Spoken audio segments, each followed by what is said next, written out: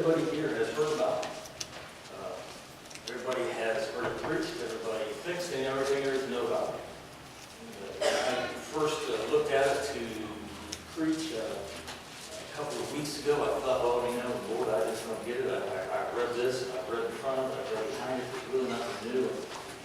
Then as I began to do a little deeper research and look at it a little bit differently and so on and so forth, I found that there's a lot more here than meets the eye. How many of you have been camping? In a tent. I mean real camping, in a tent. Sandra, that just shocks me. I have! Other ladies that have been camping in a tent. Wow, that shocks me too. Wow. My goodness, I never expected this to be shocking. I did it on my own. Shopping in a tent, I could see camping in a tent. We're going to talk about some folks that camped in a tent for a couple of nights on a mountainside, away from water. And it's not what you typically hear in this story. See, this story, what everybody hears is that Jesus went up on the mountainside, and there was this time of healing, and then there was this time of he preached, and then he sat everybody down in the grass, and there was no grass, by the way. And he fed them 4,000 men, plus women, plus children, plus any servants that were there. Now, that's the story we're going to talk about this morning. I mean, that's where it starts at in verse 29. Jesus left there, and he walked along the Sea of Galilee. Then he went up on the mountainside, and he sat down. And great crowds came to him, and brought him the lame, the blind, the crippled, the mute, and many others, laid them at his feet, and he healed them. And the people were amazed when they saw the mute speaking, and the crippled made well, and the lame walking, and the blind seeing, and they praised the God of Israel. And Jesus called his disciples to him and said, I have compassion on these people. They have already been with me for 3 days, and I have nothing to eat to offer them to eat. I do not want to send them away hungry, but they may collapse on the way.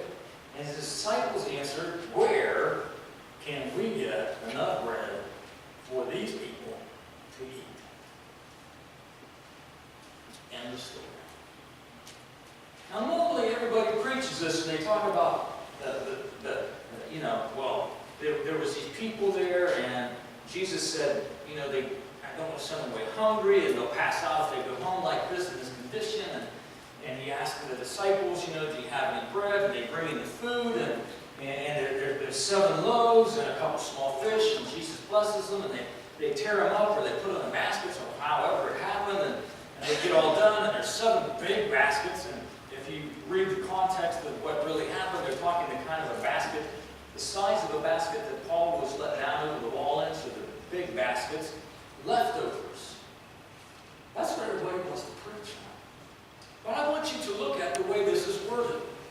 He's been with them for 3 days and 3 nights, and the words he then tells his disciples is, I have compassion on these people. No kidding.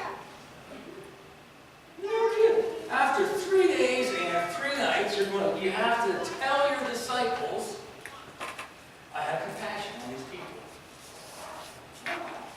Why do you have to tell them that? Do you think for a moment they were blind to the fact that they had compassion on them? They're so used to what Jesus does. They're so used to the way Jesus did things. Well, Jesus does this all the time. It's just no big deal, and they're used to it. That they didn't appreciate why he did it anymore. And I started looking at that word compassion. But why? Surely they don't. You need that word there. Couldn't he just say they're hungry? Well, he could have. But that word compassion is important. So we have to look at it in that thought process that his disciples had missed the entire reason that they were there. Somehow they had gotten so used to doing the Jesus thing. So, how long have you guys been with Jesus? See, these guys haven't even been with Jesus very long yet. And they're used to the Jesus thing. They'd heard the signs. They'd heard the stories. My goodness, they'd seen him walk on water. There was no big deal left. What new could he possibly do? Yeah, we know he loves the people. Big deal. Why do you come to church? Do you come for fellowship? Do you come for the great singing? You come because I got a good looking pastor. Come on, now, give me an amen. You Come got on. some, you got some. I know you want to. It's about that far away. Oh.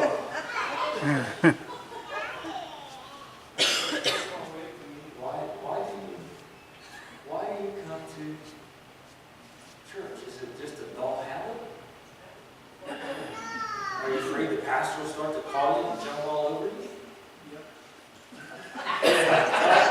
Yeah, for you, Jacob, you're probably right, buddy. Yeah. Compassion. Have we lost our compassion? See, I deal with that. I struggle with that. Because I see so many problems as a pastor. I've got this shield here, and it's like, man, if I help them, they're just going to go waste it or do whatever. That's right. Or if I help them, they really don't care, they just want to. Or I could talk myself blue in the face, and they've heard all the stories, I can tell them with their eyes glazed over, they're really not interested. Or I can get up there and preach, and I can tell by the time I'm 3 minutes in whether anybody cares. Can I get an amen on that one? Yeah. And sometimes it's just hard. 4,000 men plus women and children. We hear all the time about the feeding of the 4,000. We read verse 29 through 32, and we stop. Jesus healed people, though, for 3 days. Can you imagine the healing machine he must have been? 3. Hallelujah. Got a phone call from God. Whoever's got that back there, put it on the system, it'll be all right. For 3 days, Jesus is doing nothing but healing. This is the other part of the compassion thing I see. He's not preaching. People have this vision of him. He's preaching for this time. But I'm telling you, he's going around and they've got the lame and the half-dead laying out here and the blind and the cripples. And he's not walking around and there's this electricity going off of him going and these people are miraculously healed, There's this thing of, he stops and he goes, bless you, and he stops and he talks. And he gets to know them a little bit, he hears their name, he listens to their story, and he blesses them and he heals them. And it's not just the physical that's healed when he's done. There's a little bit of the emotional, and there's a little bit of the mental, and there's a little bit of life restored in them as well. So it's not just a healing in the physical, it's the entirety that's healed.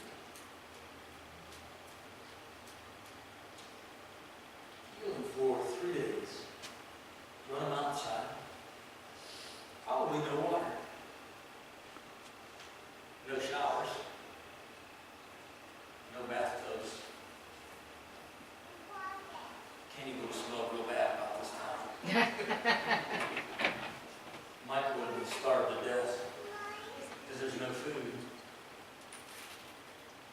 you've been in a tent for 4 days, you've been really crap and blues.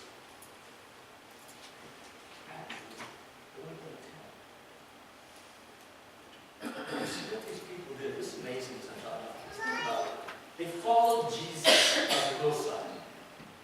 They didn't take stuff to be there for days. They just followed Jesus on the hillside. They didn't have a bucket to get water. They didn't have a tent. They didn't have food. They probably didn't even have extra blankets.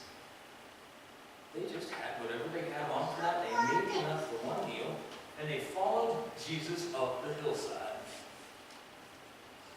because they were hungry enough to be healed. Man.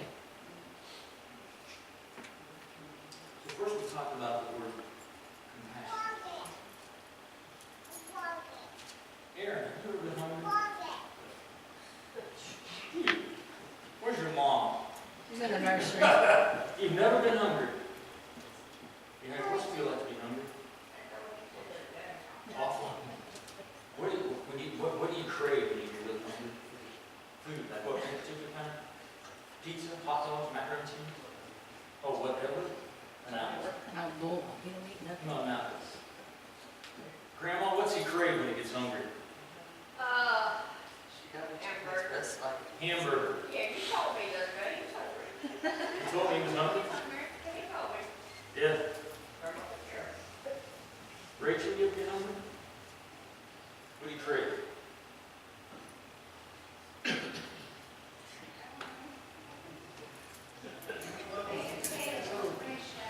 Baked potatoes? Oh, you're sick. Wow. Whitney, you ever been hungry? What do you crave? Oh, fried chicken. How? Oh, I know. Donuts. How far would you walk for a donut? About a mile. That's true. Yeah. How far would you walk for fried chicken? About what? About 10 miles. Oh, they switched now, huh? Okay, I got it. These people are hungry.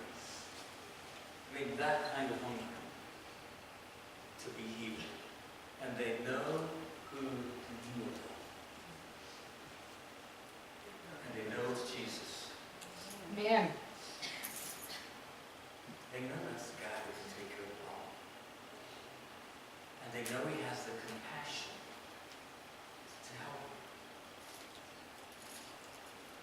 For 3 days, he does nothing but heal the hunger. He fixes the hunger. And then, before he lets him go, he knows there's a physical hunger that needs to be healed as well. It needs to be there, it needs to be filled.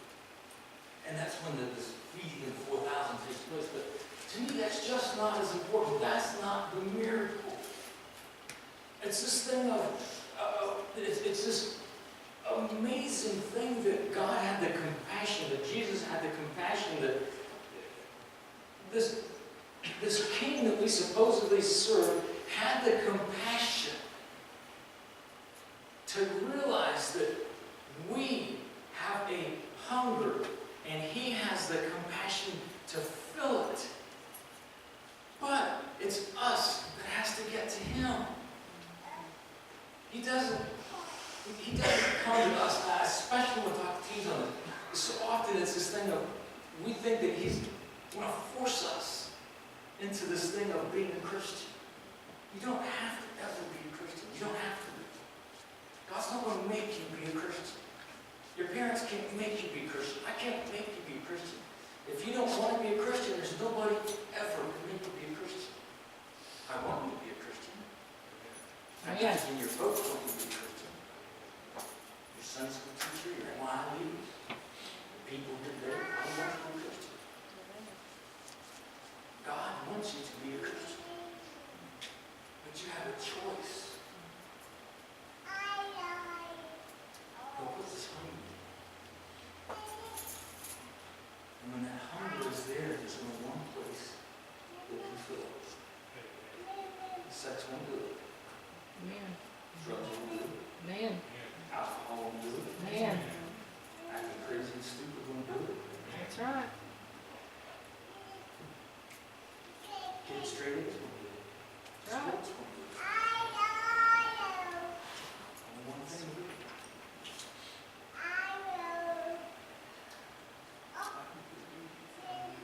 3 days, Jesus heals people. We jump up often after we get healed by Jesus. We go to the altar somewhere in the closet and we spend a little time with Jesus. We think we've been healed and we jump up and we take off running and Jesus says, "But I'm not done with you yet." We feel a little better. We feel good enough that we take off running and we faint because we didn't get fed.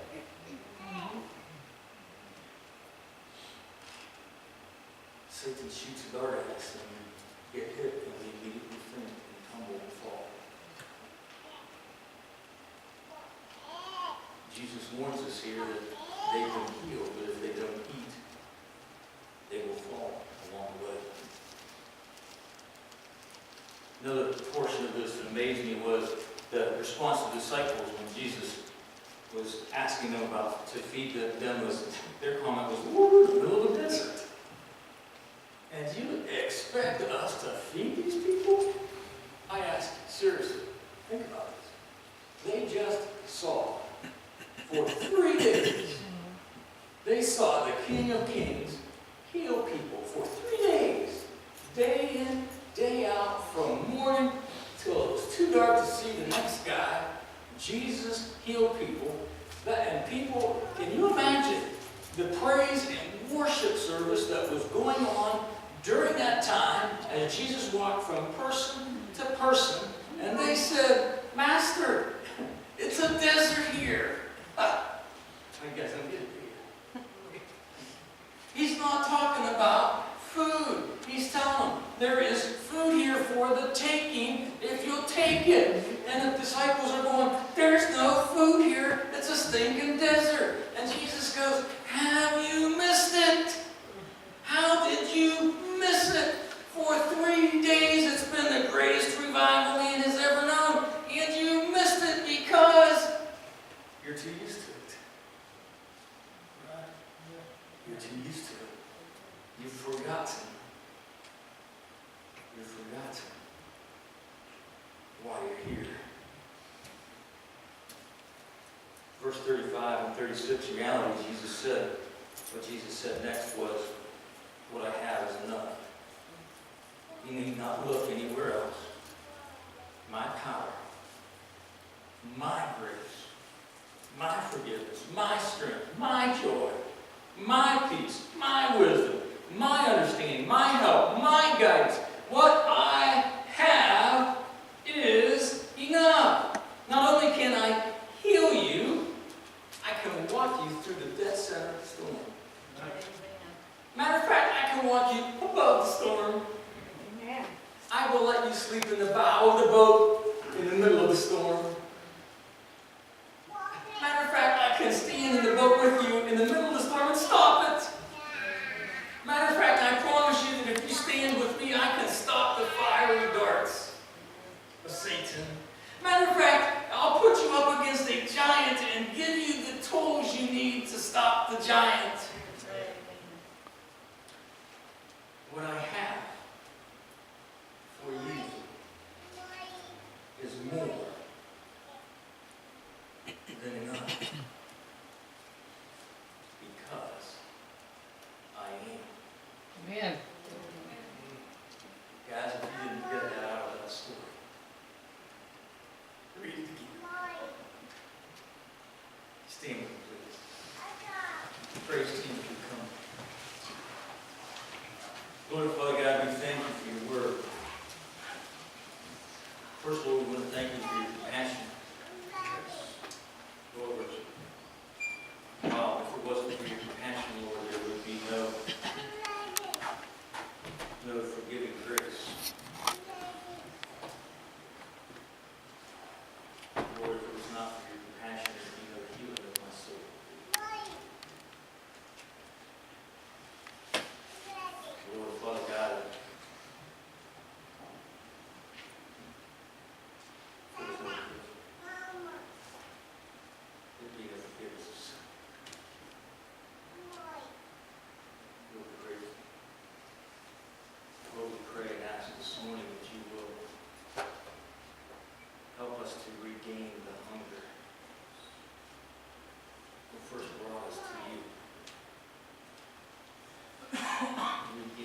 excitement